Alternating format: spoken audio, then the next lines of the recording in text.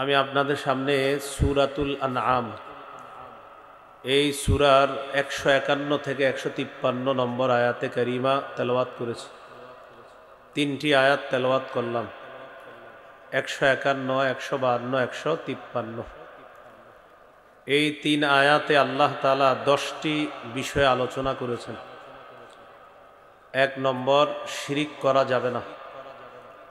2 নম্বর, পিতা মাতার সেবা করা। 3 নম্বর, দারিদ্রতার ভয়ে সন্তান হত্যা করা যাবে না।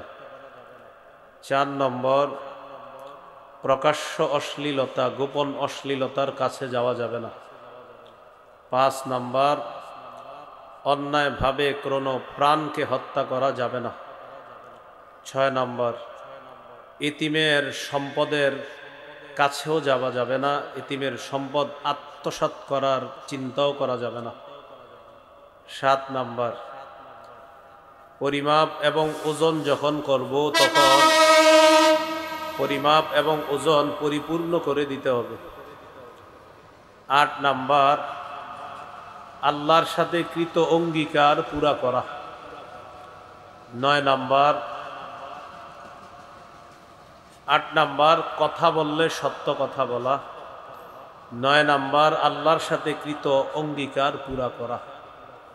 10 নম্বর, সিরাতে মুস্তাকিম, সোজা রাস্তা, সঠিক রাস্তার অনুসরণ করা।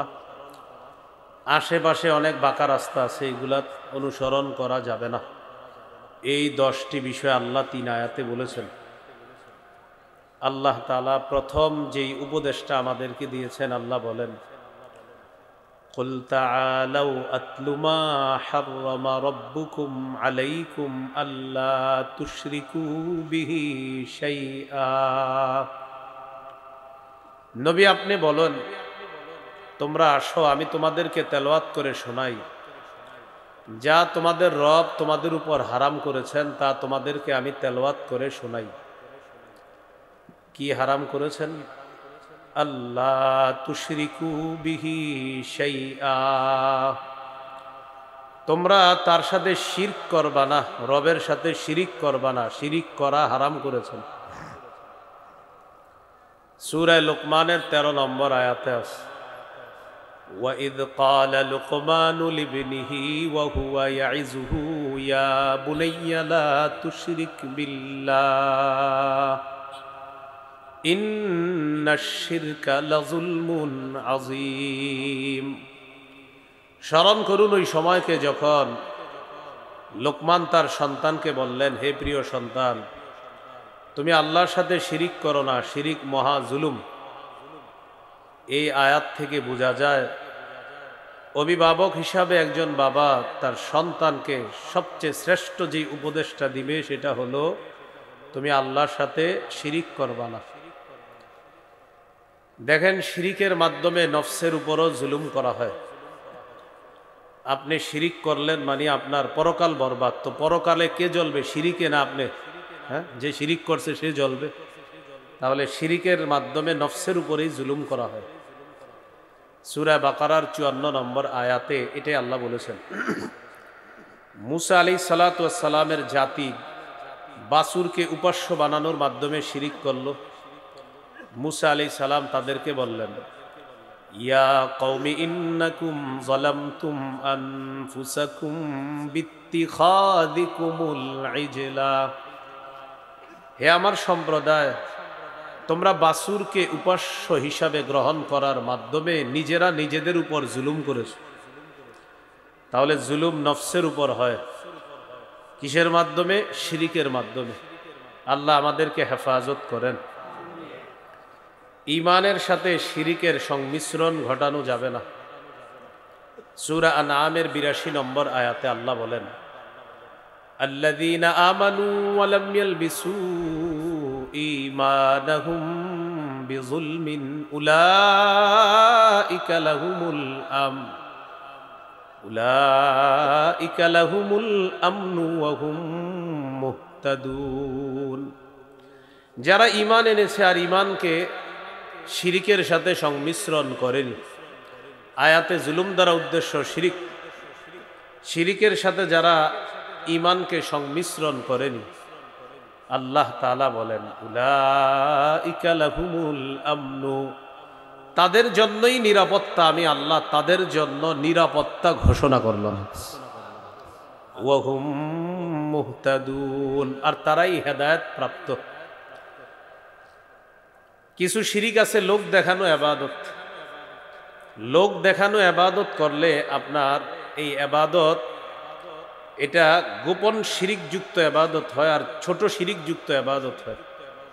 আল্লাহ আমাদেরকে এই গোপন শিরিক, ছোট শিরিক থেকে হেফাজত করেন। গোপন শিরিক বা ছোট শিরিকের অপর নাম হলো রিয়া বা লোক দেখানো ইবাদত করা।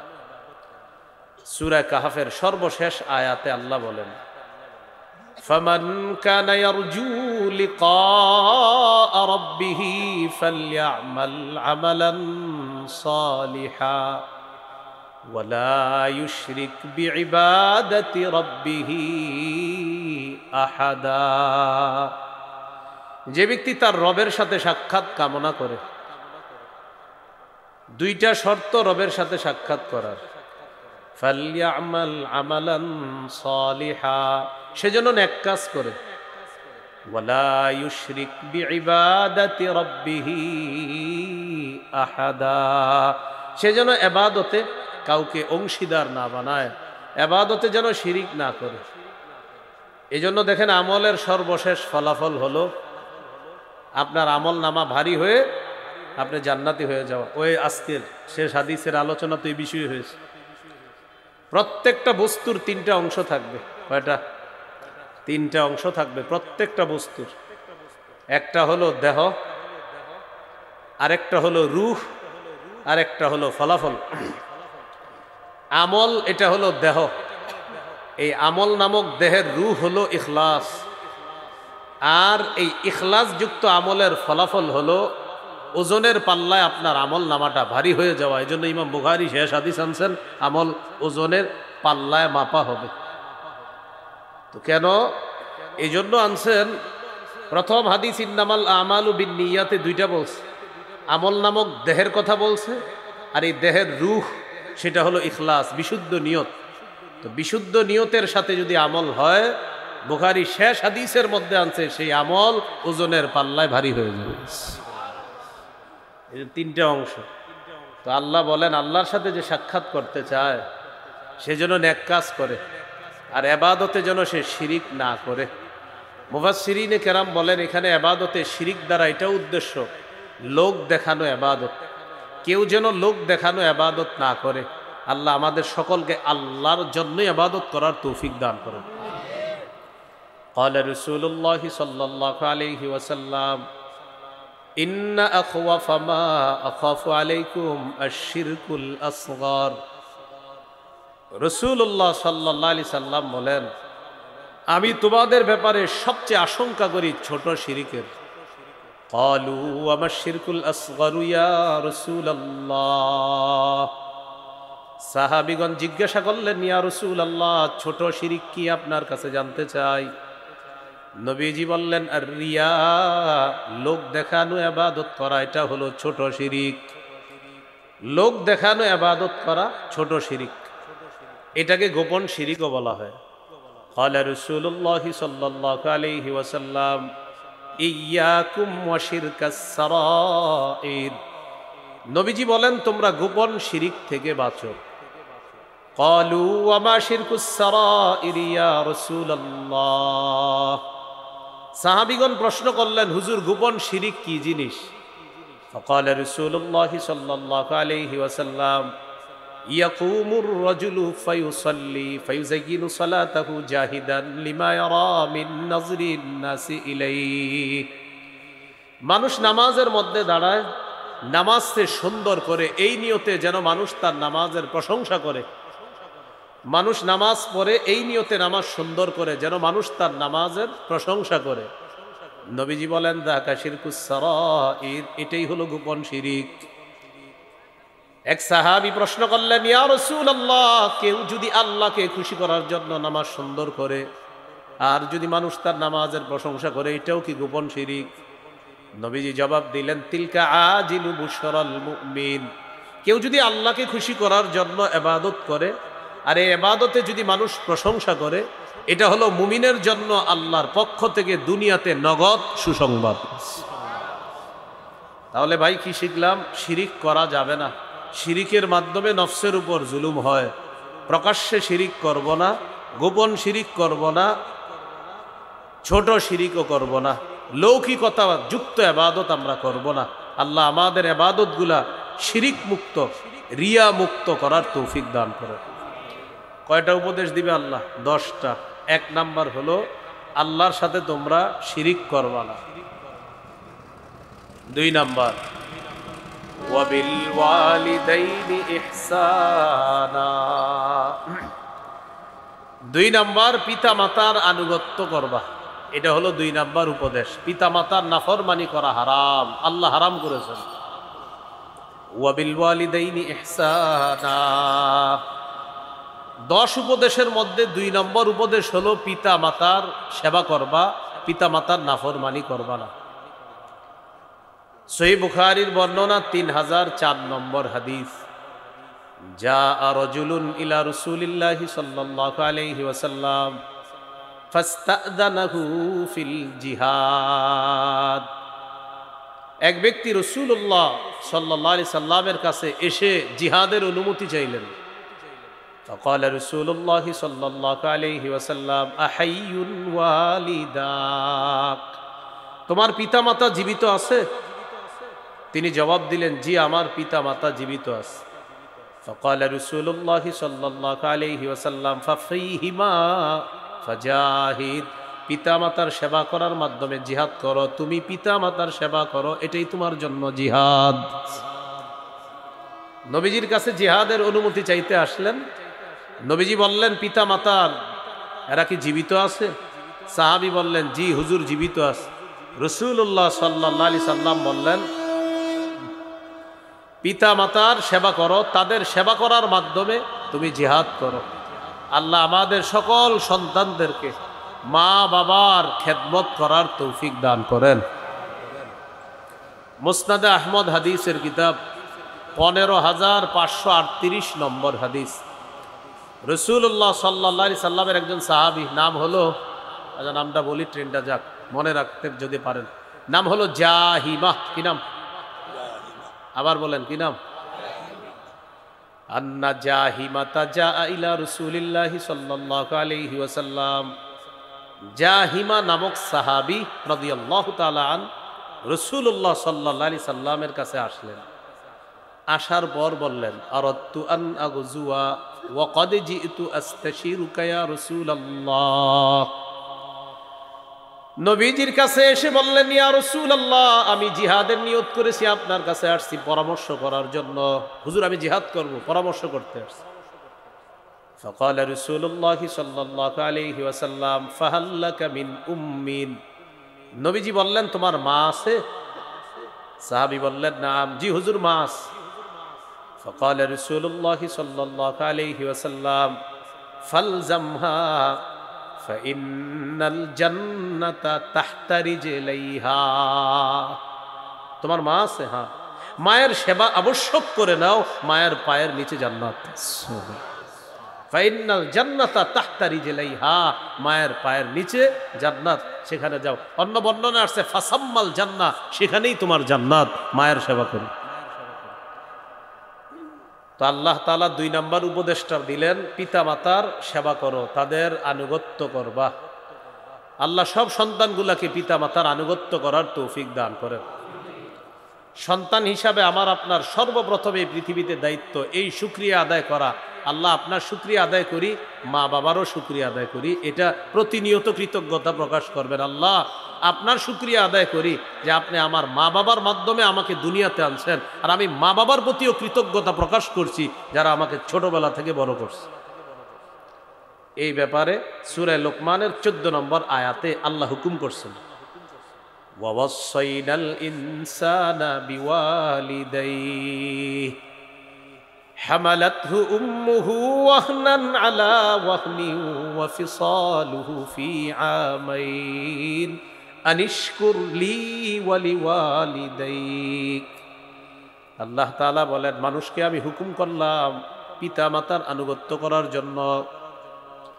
হামালাতহু উম্মুহু ওয়াহনান আলা ওয়াহনিন, মা তার সন্তানকে কষ্টের পর কষ্ট সহ্য করে পেটে ধারণ করেছে। ওয়া ফিসালুহু ফি আমাইন, এরপর সন্তান দুনিয়াতে আসার পর 2 বছর দুধ পান করানোর পর 2 বছর পর তার দুধ ছাড়িয়েছে। ওয়া ফিসালুহু, তার দুধ ছাড়ানো হয়েছে ফি আমাইন, 2 বছরে। আল্লাহ বলেন, অতএব আনিশকুরলি, তুমি আমার কৃতজ্ঞতা প্রকাশ করো। ওয়ালি ওয়ালিদাইক, তোমার মা বাবার কৃতজ্ঞতা প্রকাশ করো। তাহলে মা বাবার কৃতজ্ঞতা প্রকাশ করা এটা সন্তান হিসাবে প্রতিটা সন্তানের দায়িত্ব, কর্তব্য। আল্লাহর শুকরিয়া আদায় করা, মা বাবারও কৃতজ্ঞতা প্রকাশ করা। আল্লাহ তৌফিক দান করেন। সূরা বানী ইসরাঈল 23, 24, 25 নম্বর আয়াতে আল্লাহ বলেন, আউযু বিল্লাহি মিনাশ শাইতানির রাজীম। ওয়াকাদা রাব্বুকা আল্লা তা'বুদু ইল্লা ইয়্যাহ ওয়া বিল ওয়ালিদাইনি ইহসানা। তোমার রব ফয়সালা করেছেন, সিদ্ধান্ত নিয়ে ফেলেছেন, তোমরা আল্লাহ ছাড়া কারো ইবাদত করবা না। ওয়া বিল ওয়ালিদাইনি ইহসানা, এই সিদ্ধান্ত করে ফেলেছেন মা বাবার সেবা করবা, তাদের নাফরমানি করবা না। ইম্মা ইয়াবলুগান্না ইনদাকাল কিবারা আহাদুহুমা আও কিলাহুমা ফালা তাকুল লাহুমা উফফিন ওয়ালা তানহারহুমা ওয়া কুল লাহুমা কাওলান কারীমা। আল্লাহ তাআলা বলেন, আল্লাহ ফয়সালা করেছেন তোমরা আল্লাহ ছাড়া কারো ইবাদত করবা না, পিতা মাতার সেবা করবা। ইম্মা ইয়াবলুগান্না ইনদাকাল কিবারা আহাদুহুমা আও কিলাহুমা, তোমার কাছে যদি তোমার মা বাবার 2 জনের একজন অথবা 2 জন বার্ধক্যে পৌঁছে যায়, বার্ধক্যে উপনীত হয়, বুড়া বুড়ি বৃদ্ধ বৃদ্ধা হয়ে যায়, খুব বুঝবেন এই জায়গাটা। ফালা তাকুল্লাহুমা উফ, তাদেরকে উফ শব্দটা বলবো না। বলেন সবাই, কি বলবো না? আবার বলেন, উফ। উফ দ্বারা কি উদ্দেশ্য? উফ দ্বারা 2টি উদ্দেশ্য। বলেন আমার সাথে, তাহলে মনে থাকবে। বলেন, বিরক্তি প্রকাশ করব না, অথবা বিরক্তি সূচক কোন শব্দ মুখে উচ্চারণ করব না। এটা হলো উফের ব্যাখ্যা। তাদের সামনে উফ বলবা না। মা বাবা বৃদ্ধ বৃদ্ধা হয়ে যাওয়ার পর এক কথা বারবার বলতে পারে, বয়সের ভারে এক কথা বারবার বললে সাধারণত আরেকজনের মেজাজ খারাপ হয়। আপনার মা বাবা যদি এক কথা বারবারও বলে, বিরক্তি প্রকাশও করবেন না, বিরক্তি সূচক কোনো শব্দ মুখে আনবেন না। কেন? কারণ শৈশবে ছোটবেলায় আপনিও এক কথা 100 বার বলছেন, তারা কখনো বিরক্ত হয় না। তাই বৃদ্ধ বৃদ্ধা হওয়ার পর তারাও যদি এক কথা 100 বার বলে, আপনি বিরক্ত হতে পারবেন না। মা বাবা বৃদ্ধ বৃদ্ধা যখন হয়ে যায়, শিশুর মতো হয়ে যায়, এক কথা দেখবেন আইসক্রিম খাইতে চায়, চিপস খাইতে চায় বৃদ্ধ বৃদ্ধা হইলে, এর মানে এখন শিশুর মতো হয়ে গেছে। তো এখন এক কথা যদি বারবার বলে, বিরক্তি প্রকাশ করবেন না, বিরক্তি সূচক কোনো শব্দ মুখে আনবেন না। ওয়ালা তানহারহুমা, তাদেরকে ধমক দিবা না, সাবধান, এটা তো করবেনই না। মা বাবার সামনে কখনো রাগ করবেন না, রাগান্বিত হবেন না। মনে রাগ আসলো মনের মধ্যে দাফন করে হাসি মুখে থাকবেন সামনে। বলেন ইনশাআল্লাহ। কারণ তাদের দোয়া যেমন কবুল হয়ে যায়, বদদোয়াও কবুল হয়ে যায়। আবু দাউদের হাদিস, 1536 নম্বর হাদিস। ক্বালা রাসূলুল্লাহ সাল্লাল্লাহু আলাইহি ওয়াসাল্লাম, সালাসু দাওয়াতিন মুস্তাজাবাত। নবীজি বলেন 3টি দোয়া কবুল হয়ে যায়। বলেন কয়টি দোয়া কবুল হয়ে যায়? 3টি।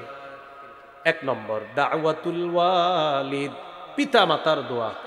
1 নম্বর পিতা মাতার দোয়া। 2 নম্বর ওয়া দাওয়াতুল মুসাফির, মুসাফিরের দোয়া। ওয়া দাওয়াতুল মাজলুম, মাজলুমের দোয়া।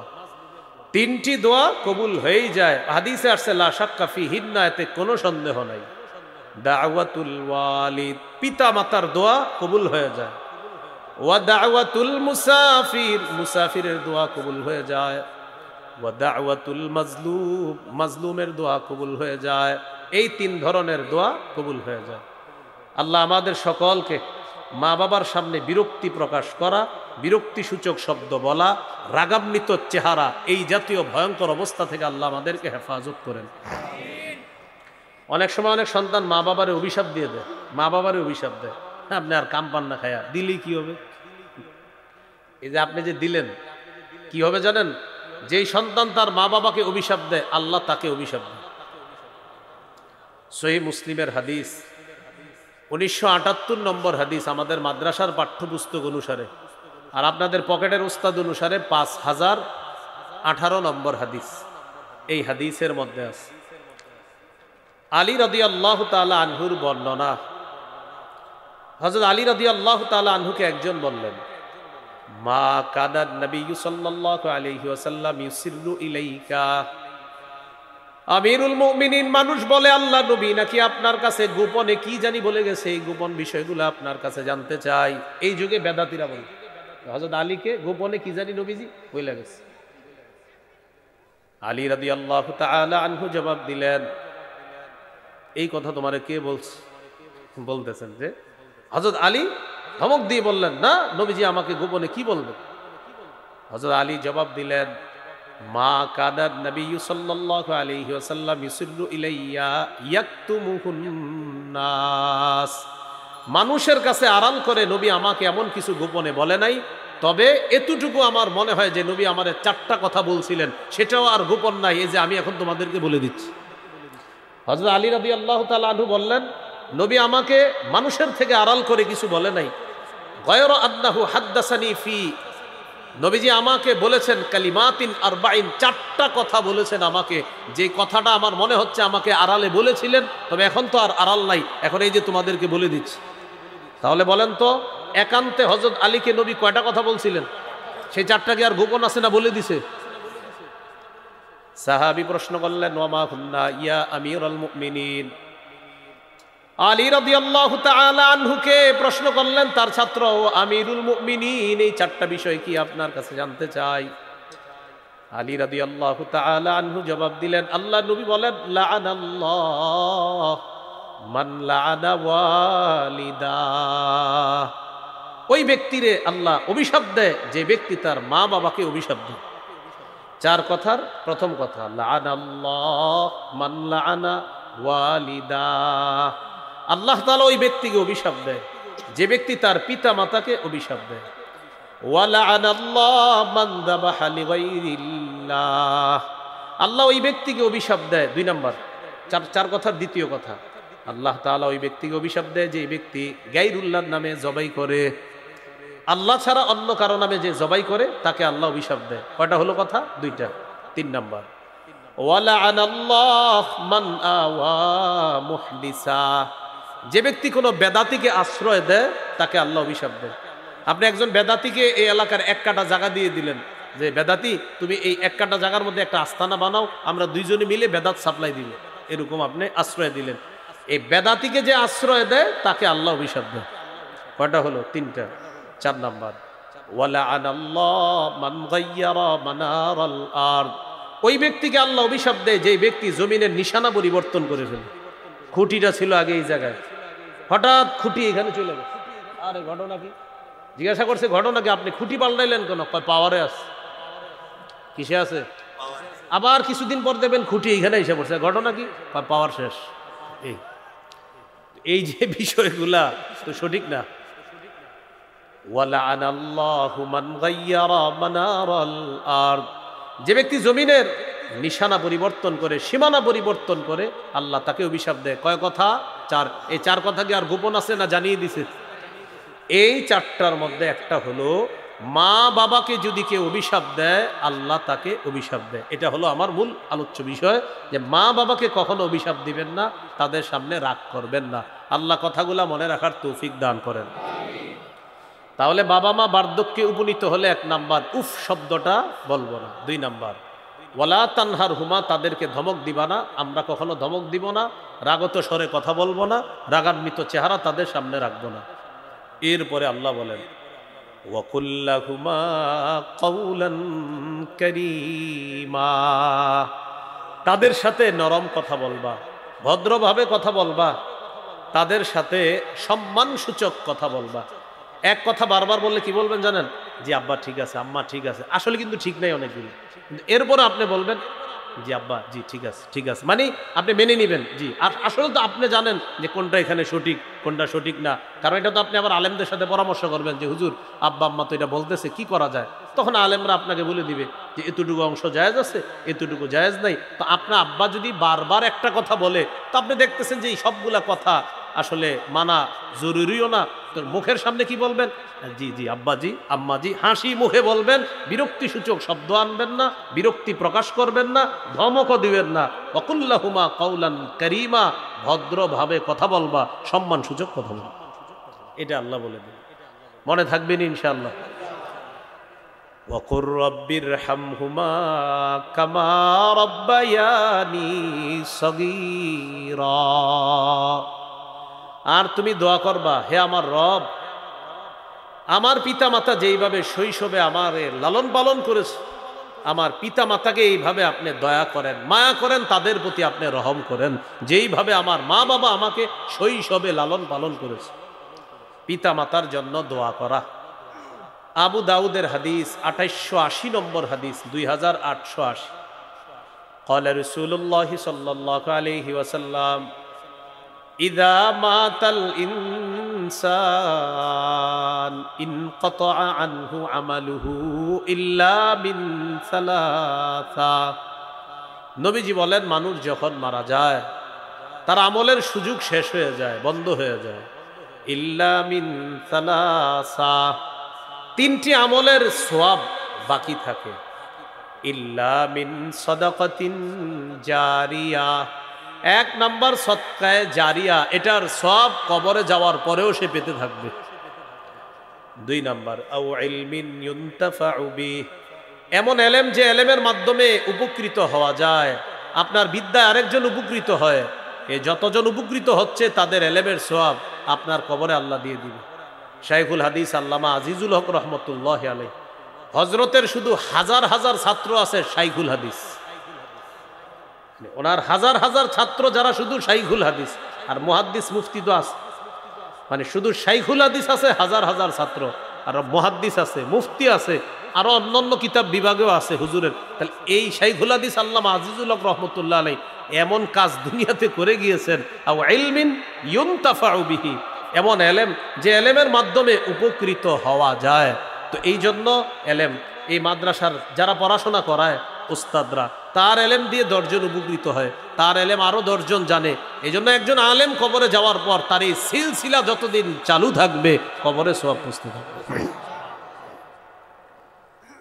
3 নাম্বার আওয়ালাদিন সলিহিন ইয়াদউ লাহ, এমন একজন নেককার সন্তান দুনিয়াতে রেখে গেছে যে সন্তান পিতামাতার জন্য দোয়া করে, রব্বির হামহুমা কামা রব্বায়ানি সগীরা। দোয়া করব তো ইনশাআল্লাহ। যাদের মা বাবা মারা গেছে তাদের জন্য দোয়া করবেন। মুসনাদে আহমদের হাদিস 10618 নম্বর হাদিস। قال رسول الله صلى الله عليه وسلم إن الله لا يرفع الدرجة للعبد الصالح في الجنة فيقول يا رب أنى لي هذا। سبحان الله। আল্লাহ তাআলা নেককার ব্যক্তির মর্যাদা জান্নাতের মধ্যে বাড়াবেন। আল্লাহ তাআলা নেককার ব্যক্তির মর্যাদা জান্নাতের মধ্যে বাড়িয়ে দিবেন।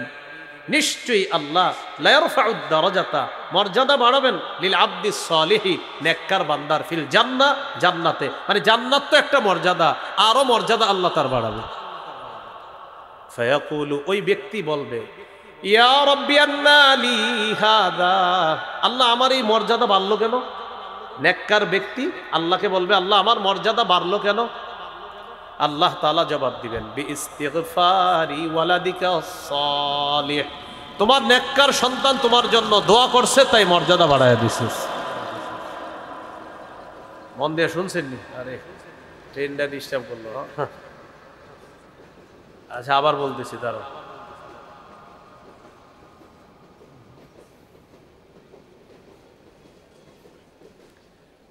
মা বাবা যাদের কবরে আছে বেশি বেশি দোয়া করবেন, আল্লাহ আমার আব্বাকে জান্নাত দেন, আল্লাহ আমার আম্মাকে জান্নাত দেন, আল্লাহ আব্বার মর্যাদা বাড়ায়া দেন, আল্লাহ আম্মার মর্যাদা বাড়ায়া দেন, আল্লাহ আব্বার কোনো গুনাহ থাকলে মাফ করে দেন, আম্মার কোনো গুনাহ থাকলে মাফ করে দেন, এরকম খালি বারবার বলেন। তো আল্লাহর রসুল সাল্লাল্লাহু আলাইহি সাল্লাম বলেন আল্লাহ তাআলা নেককার বান্দার মর্যাদা জান্নাতে বাড়ায়া দেয়। বাড়ায়া দেওয়ার পর নেককার বান্দা বলে, আল্লাহ আমার মর্যাদা কেন বাড়লো? আল্লাহ তখন বলে, বিইস্তিগফারি ওয়ালাদিকা, তোমার নেককার সন্তান তোমার জন্য ইস্তেগফার পাঠ করছে, তাই আমি আল্লাহ তোমার মর্যাদা বাড়ায় দিচ্ছি। তাহলে দোয়া করবো তো ইনশাআল্লাহ। আল্লাহ তৌফিক দান করেন। বলেন সূরা আনামে কয় উপদেশ দিবে আল্লাহ? হ্যাঁ, কয় উপদেশ দিবে? 10 উপদেশ। তো যাই হোক, পরের অংশটা শুনিনি, সূরা বনী ইসরাঈলের।